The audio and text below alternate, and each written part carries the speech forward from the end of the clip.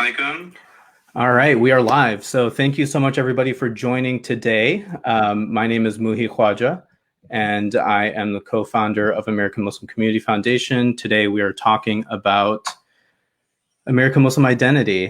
So I'm going to introduce our guest really quick. All right, we are live. So we will get this started. So thank you for bearing with us as we got started a little late.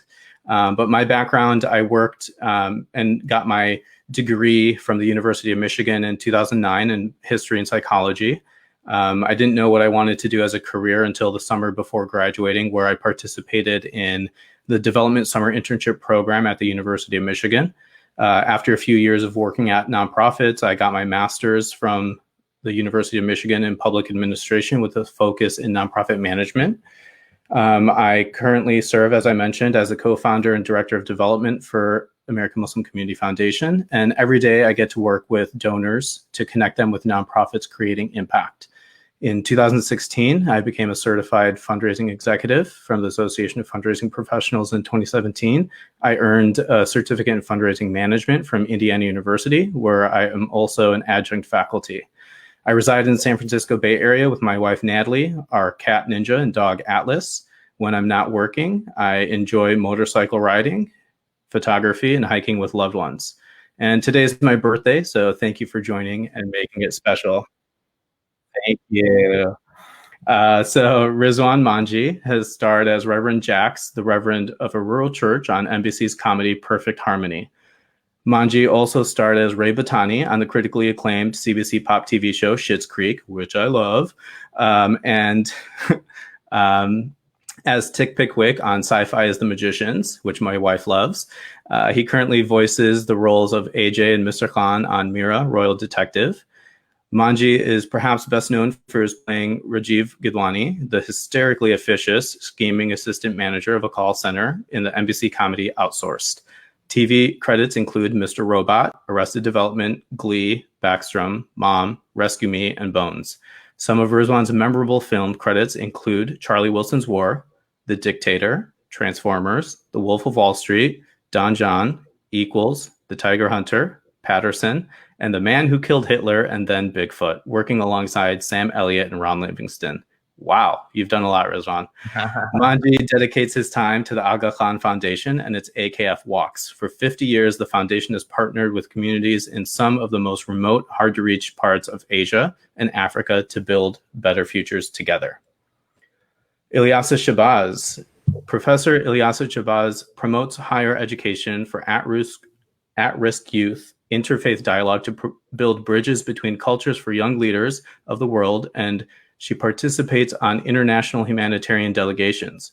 She served as a member of the U.S. delegation that accompanied President Bill Clinton to South Africa to commemorate the election of President Nelson Mandela and the education and economic development initiatives.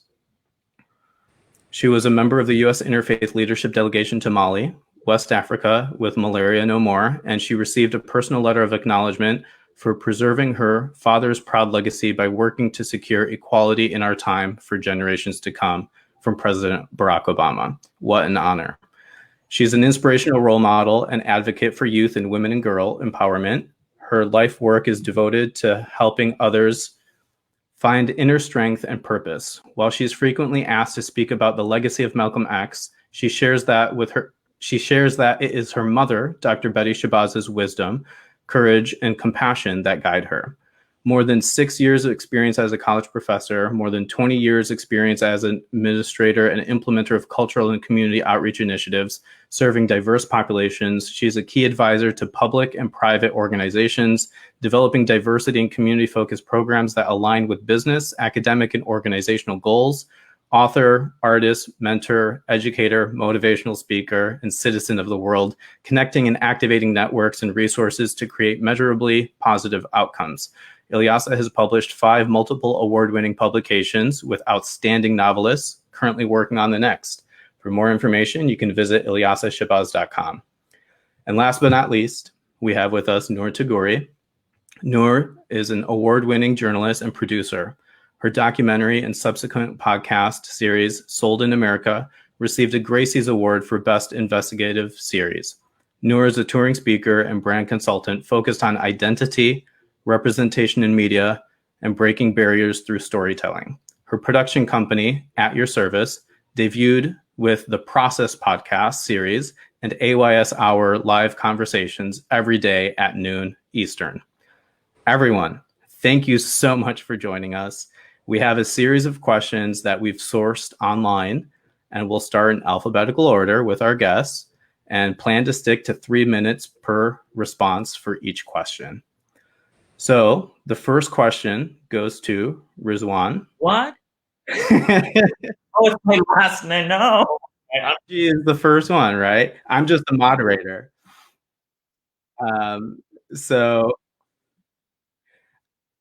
Muslims have been part of every generation in building America as we know it. What does your American Muslim identity mean to you? Rizwan, take it away. Okay, so this is a very difficult question.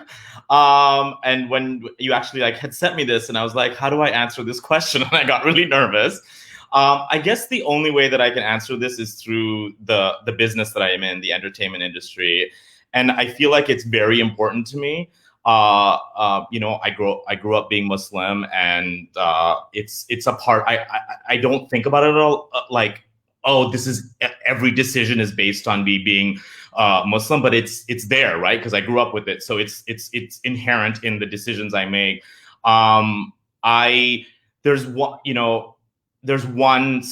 I want to give like a example of something that happened to me that I feel like maybe I made the wrong decision, but how it influenced me was when early on when I was not making a lot of money as an actor.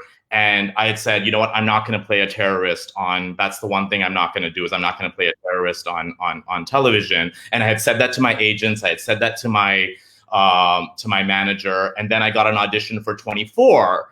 And I said, I don't want to audition for this. But they said, no, look, it's a professor of Islamic studies. And, this is and I got you get the sides, the script. And I said, okay, this is something that I can do.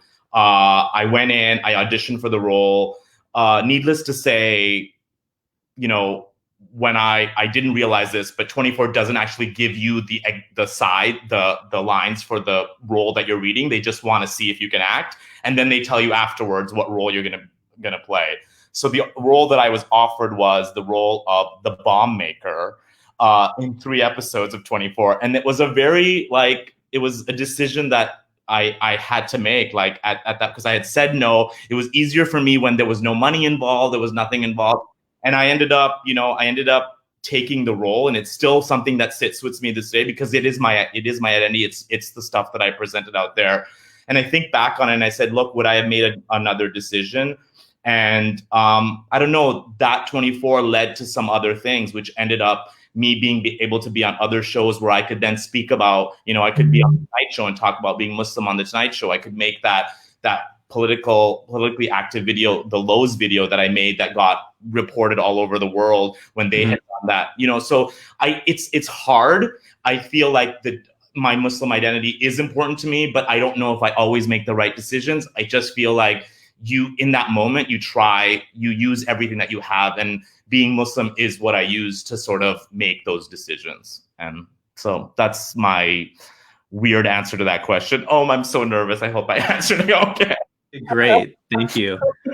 I think there's a lot of parallels that people can identify with you, whether people are working just day to day in their work lives, and you brilliantly mesh that together. So thank you, Rizwan. Ilyasah, the same question to you. Next week, we're going to be having Malcolm X Day in honor of your father. But also, more importantly, just like both of your parents and the tremendous impact that they had on you, what would you say that your American Muslim identity means to you, Ilyasah? Well, like the gentleman said, the brother said, because I don't think no answer is the wrong answer, right? Our answers are what they are, right?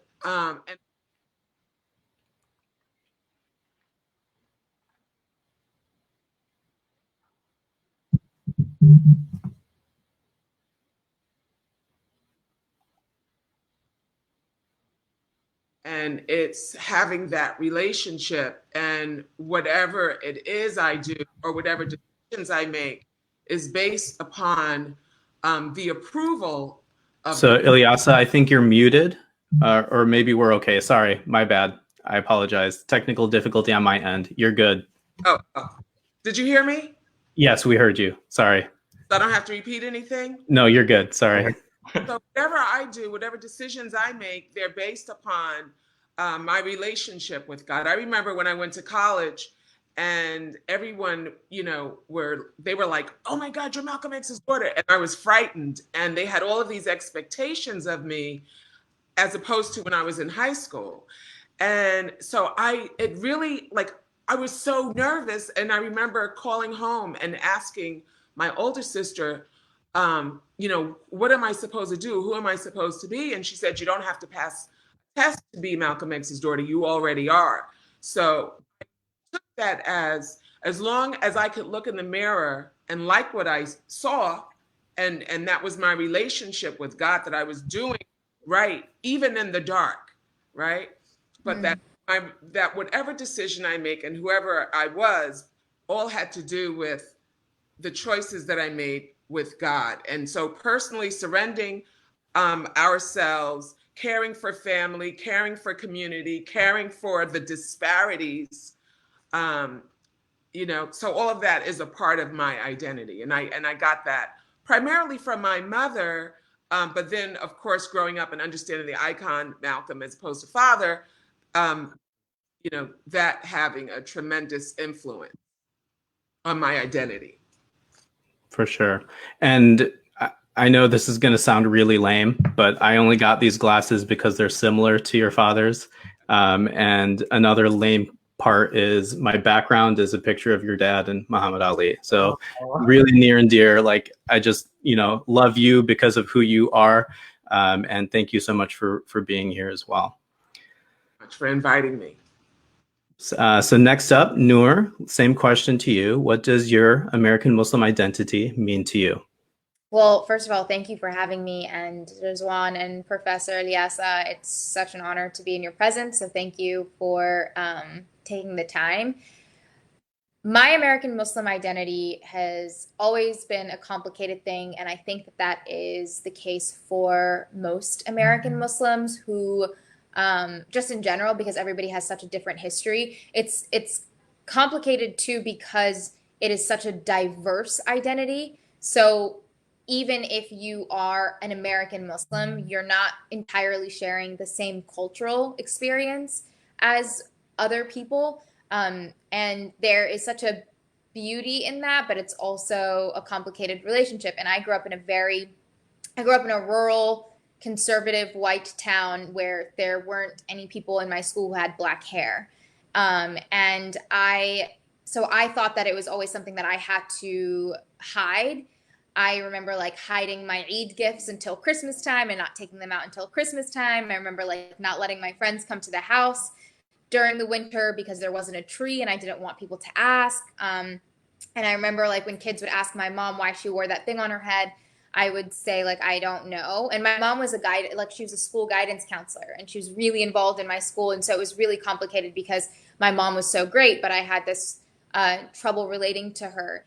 And I remember swearing I would never wear a hijab because I had never seen anybody on television wearing it. And my dream was always to be a reporter. I always wanted to be Oprah because that was who I could look up to, and I watched every single day, and I saw the way that she would connect with people and listen to their stories and engage with them in their stories. And that was something that I wanted to do because I realized the value in story.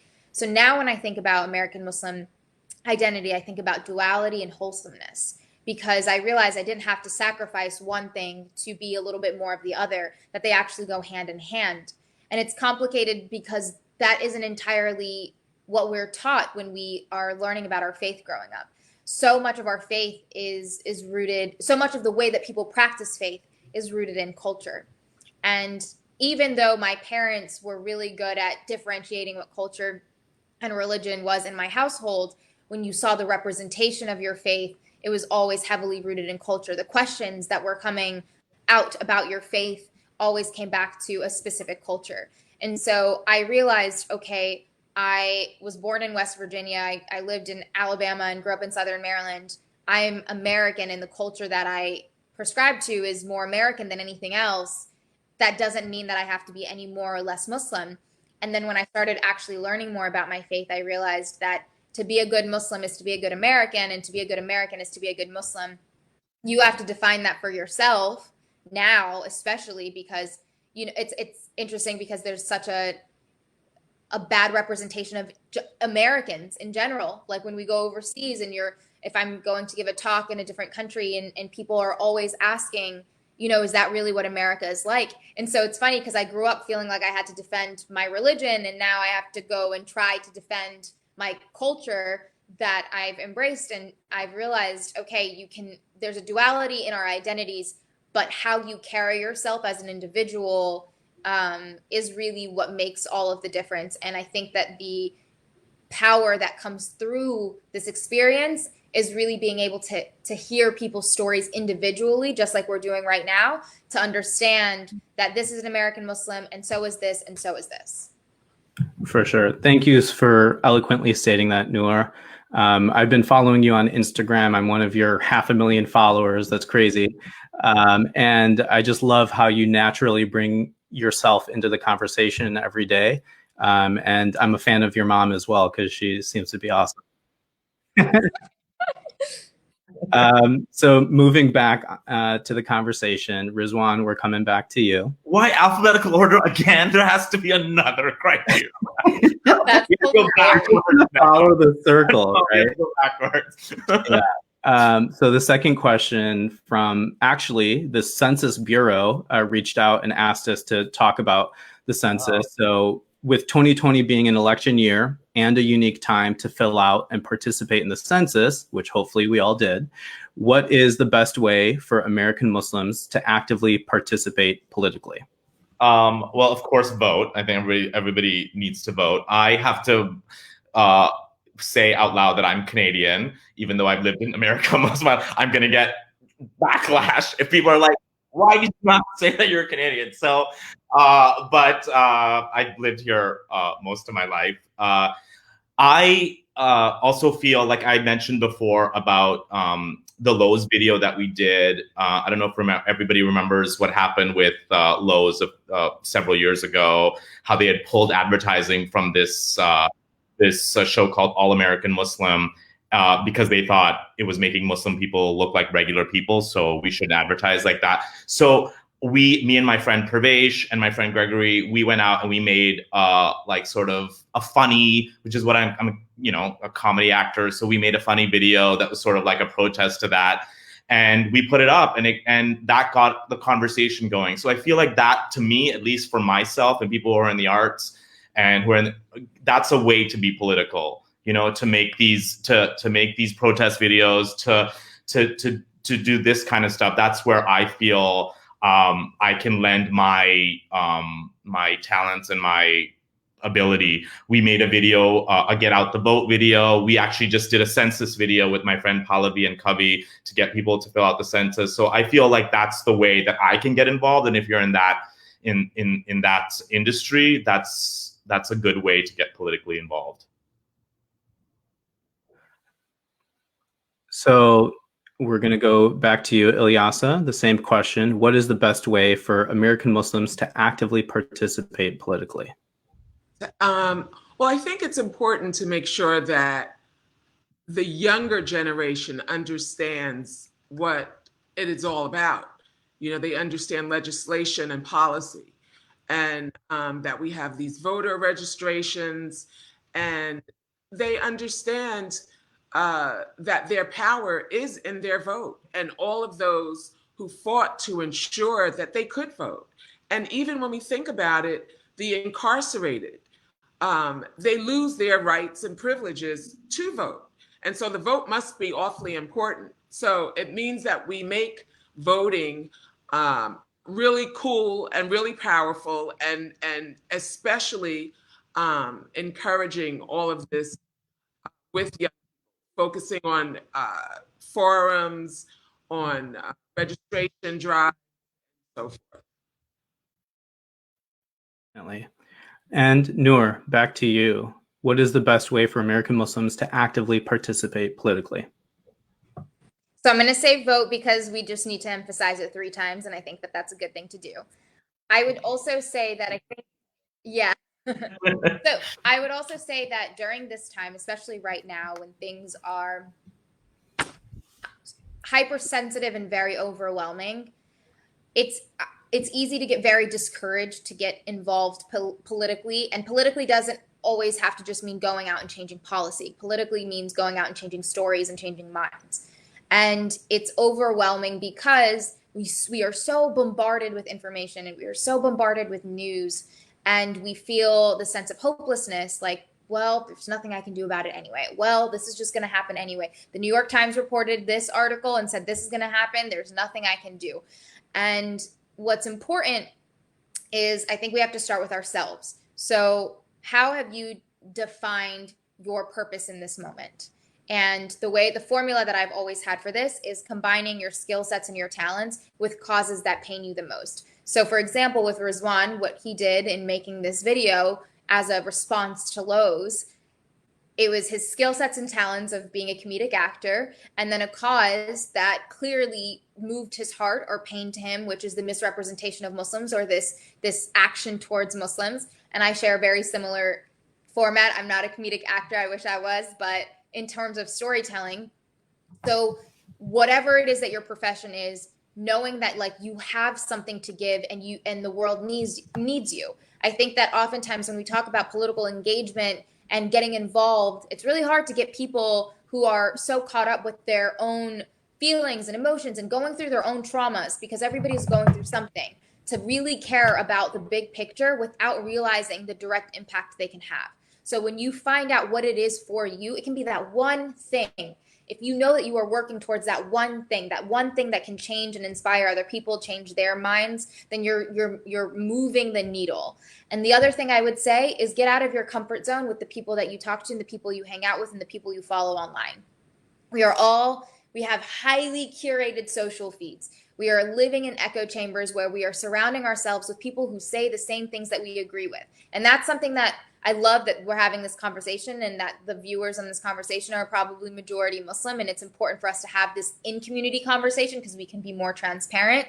But don't sit there and only go to Muslim events. Go to other people's events. Go have conversations with people who think differently than you. That is the only way you are going to learn perspective, and it is the only way you're going to change people's minds. And to me, the biggest impact that you can have on a person who thinks a type of way and wanting to change the way that they think or wanting to change their perspective on a certain issue is to build a relationship and connections with them. And to me, that's a lot easier than trying to find out how you can change a specific policy. Like, that's a step that you get to, but I think it starts with ourselves, with the people who are directly around us, and then moving out into the bigger circle.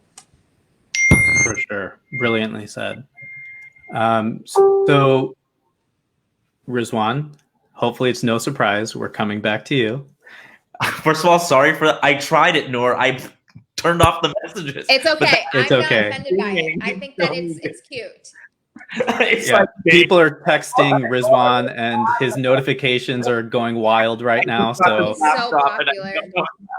it's told me before, but it's still happening. So I'm hearing all the beepings, and I'm like, this sounds like the length of time that we have to answer. Oh, yeah. I love that. Oh man. And it wouldn't be You gotta stop.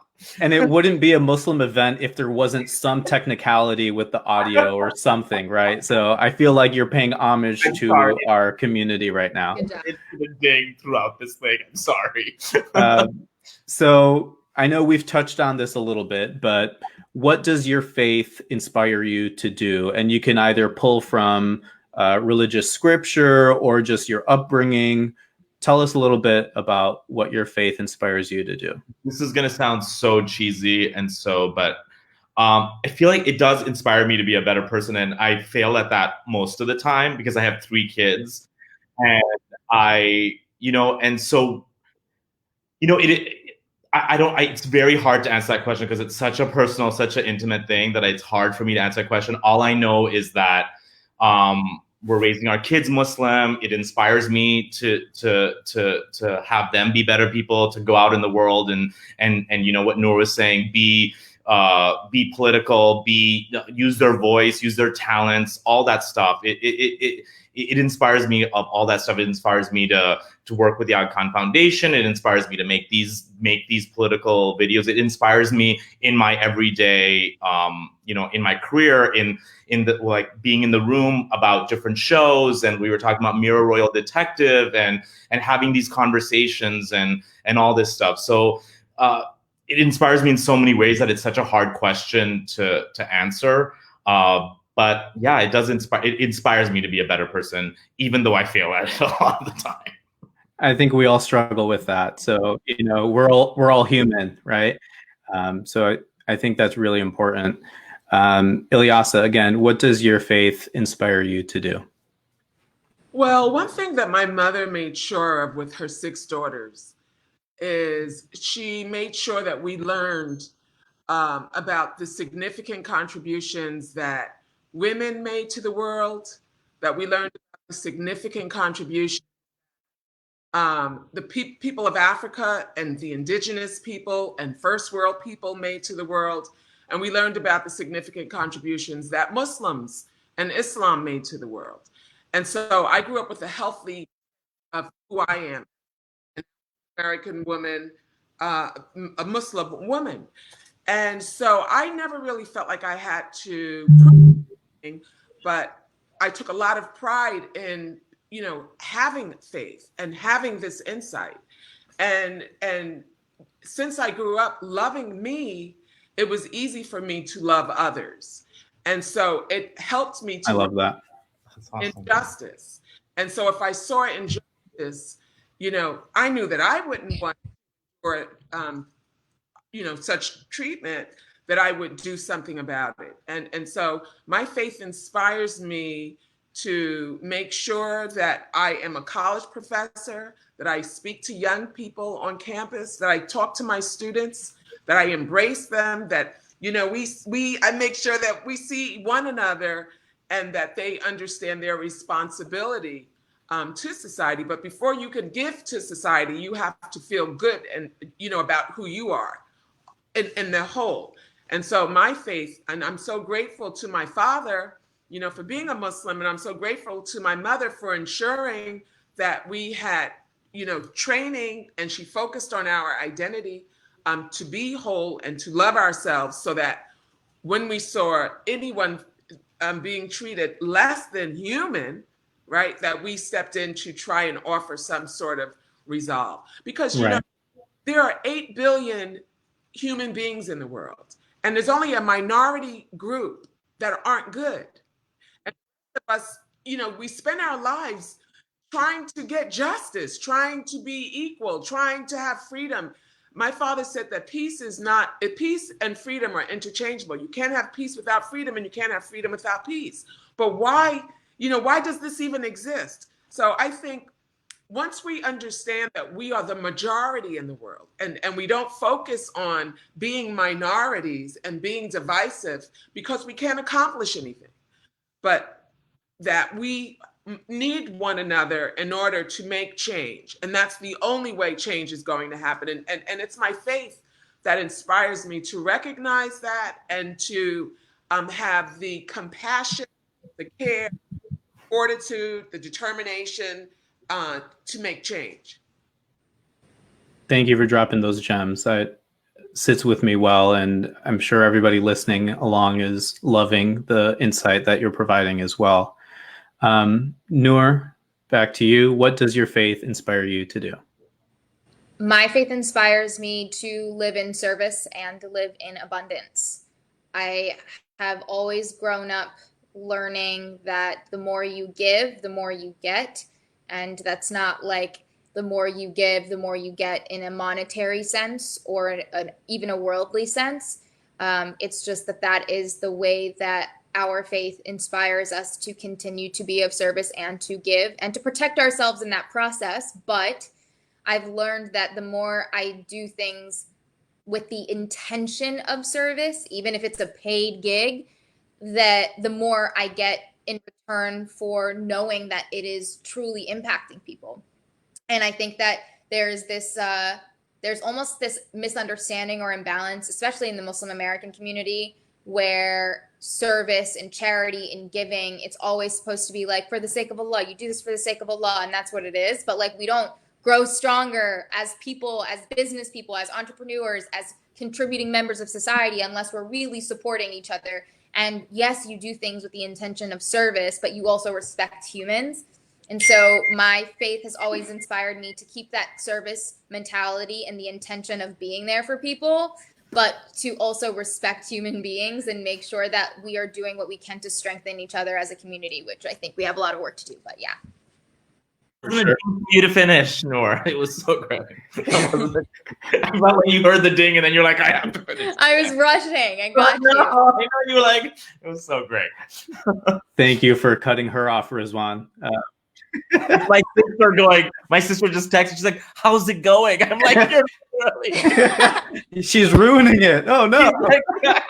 Like, why are you dinging me? And thank you, each of you, for like participating on this conversation. I know there's no monetary value that we're providing you guys, but the richness of this conversation is really wholesome. So thank you for donating your time to this cause and to have this conversation as well. So Rizwan, hopefully all of your friends can text you while you're talking. What projects are you currently working on that are meaningful to you? So I mentioned Mira Royal Detective, which is a show about a young Indian princess, a detective, and it's on Disney Junior right now. And I have a couple voice characters that I play. I play Ajay and Mr. Khan. And the show that I'm very excited about that just finished its first season is called Perfect Harmony. And interestingly enough, I play a reverend of a church and I sing in the church choir.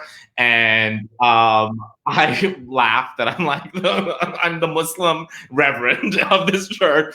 But it's, you know what? It's such a fun show. It actually reminds me of being in Jamaat Khana, which is where I go to, which is my house of worship. The singing and just the camaraderie and all that stuff. It's a fun show, and it's on NBC. And we're still holding out for a season 2. So that's what I've been working on. And then during quarantine, it's the yelling at the kids and making sure that they don't play basketball. If you heard that as well, they were playing basketball right outside this room. So yeah, so that's what I'm doing right at this current moment. No basketball in the kitchen. Not like literally right outside the room where I'm having a live conversation. I was texting my wife, like, can you please tell them to stop playing basketball right now? That's hilarious. So Ilyasah, what projects are you currently working on that are meaningful to you? Well, I can't say that I'm teaching anymore because today I had my last class just maybe about 45 minutes ago. And that was probably the highlight of my semester as I shared with them. But I'm also finishing another book that will be released in February, and that's The Awakening of Malcolm X. And it's really so fascinating because the story of my father is so wrong. He was brilliant before he went to jail, but his father was lynched at a young age. His father was, the lead president of an organization that commanded millions of followers back in the 30s. His mother was national recording secretary. And just as my father said, if any family had been destroyed, his family had been destroyed. And oftentimes when young people are, when they experience some sort of, when they have these challenges at young places in their lives, they don't say, I'm having challenges, I'm pained, I'm discouraged, let me go get a good education, right? And so it speaks to the importance of the smart, forward-thinking adults to embrace all children, right? Regardless of whether we've biologically birthed them or not.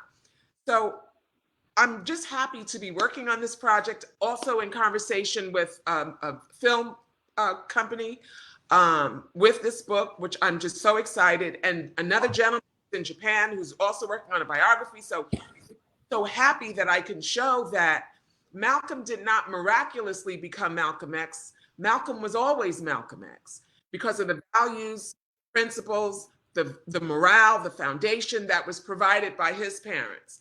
And when you know the whole story of Malcolm, then you understand the role and the responsibility of parenting our children. Um, and so I'm working on that, and we have Malcolm X Day coming up May 19th. Imam Omar Suleiman is one of our speakers, and one of the roundtable discussions is, oh gosh, what is it? Oh goodness, after COVID-19, when the chickens come home to roost. And Oh, I just thought that, wow, that's such a dynamic, title with a lot of activists and scholars and musicians and a liberation music hour and so forth. So I'm really excited about that. I have a lot of projects that I'm working on. Was that the question? yes, it was.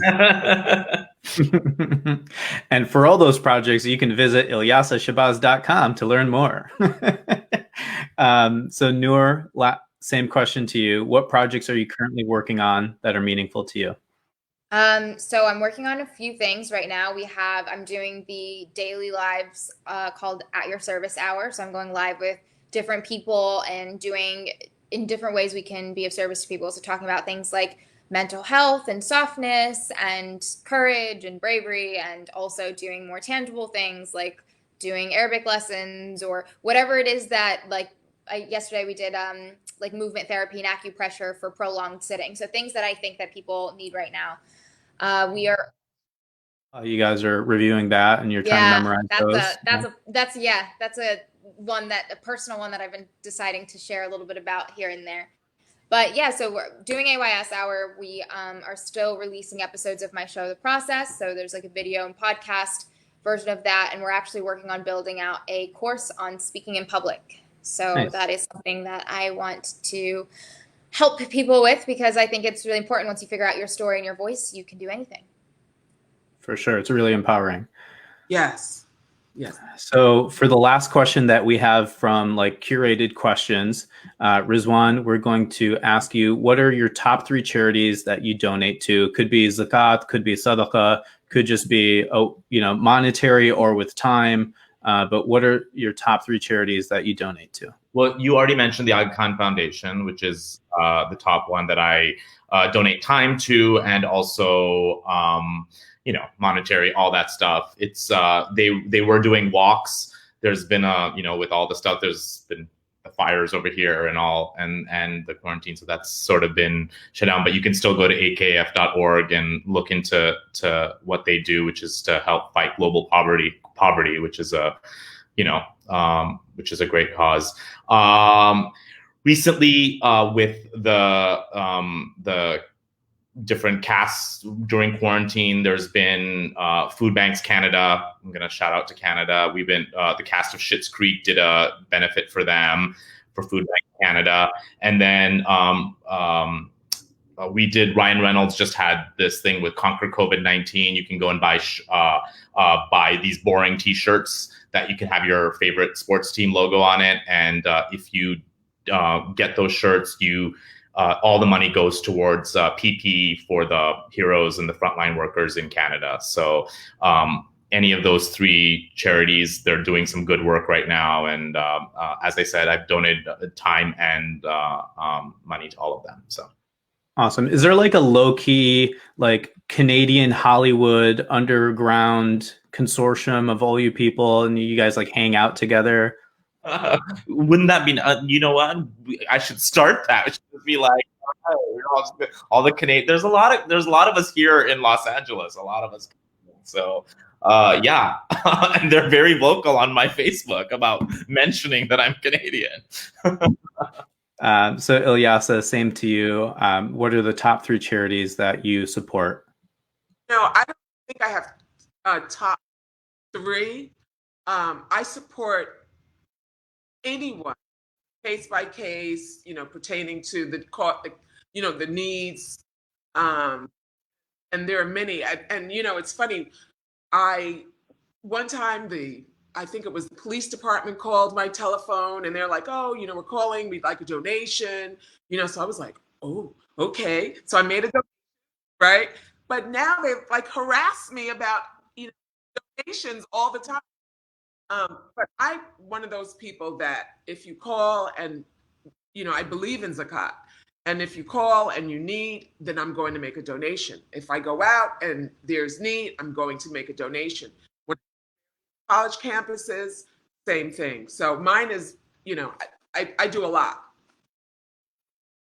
Who I'm calling right after this, Ilyasah.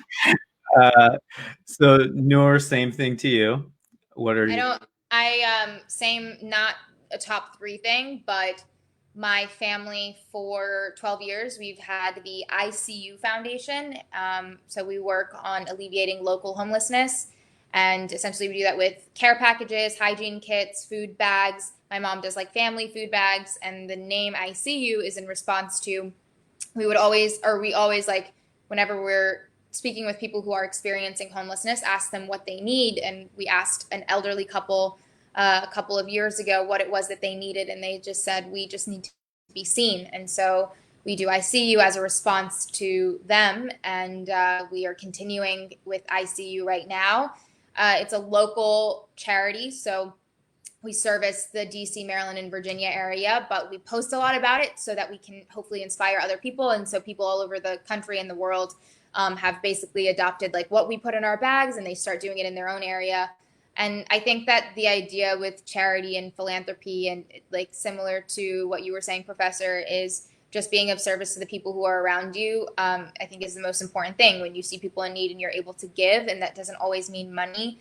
I'm a big believer, this is maybe an unconventional answer, but I'm a big believer in like 5-minute favors. So if somebody asks you for something and you can get that done in 5 minutes or less, then if you have the time to do it, do it. Obviously 5 minutes adds up, so be mindful of your own time and be respectful of yourself. But so ICU is the heart of our family, and it is what we've done for many, many years, and it's where I got the mentality that I was talking about earlier from. For sure. Thank you for sharing that. Definitely, like, this isn't a fundraiser, but we just wanted to plug all the great causes that everybody's affiliated with. So definitely learn more about all of those organizations. And an easy place where you can do that is through American Muslim Community Foundation's nonprofit directory, which is on our website, amuslimcf.org. And then you can go to the nonprofit tab and check out the nonprofit directory. So we have hundreds of organizations there where you can try to volunteer your time, donate your zakat or your sadaqah, and utilize your talents, your treasures, and your time to benefit so many wonderful causes. So our original ending time was in a few minutes. So I wanted to open it up to Q&A. We'll take like 1 or 2 questions from the audience on Facebook Live. So if anybody asks any questions in the meantime, we will try to answer them. But Ilyasah, Rizwan, Noor, if you guys have any last second shout outs that you want to do, now would be the time. I think all the questions were coming to Rizwan. You were getting. Where are the questions? I'm losing it. Where are all the dates? On my text messages. That's right. I have a. Yeah. Let me go to my text. Right. I think they text him. So Ilyasah, there's people asking about Malcolm X Day with Omar Suleiman. Where can people find out more information on that? They can go to my Instagram, Ilyasah Shabazz. They can even follow the Shabazz Center on Instagram, on Facebook, on Twitter. I post, so the master schedule will be posted, but there's information on it now. Wonderful. We'll be sure to share those links. This has been a fantastic conversation. Thank you guys for spending time on my birthday.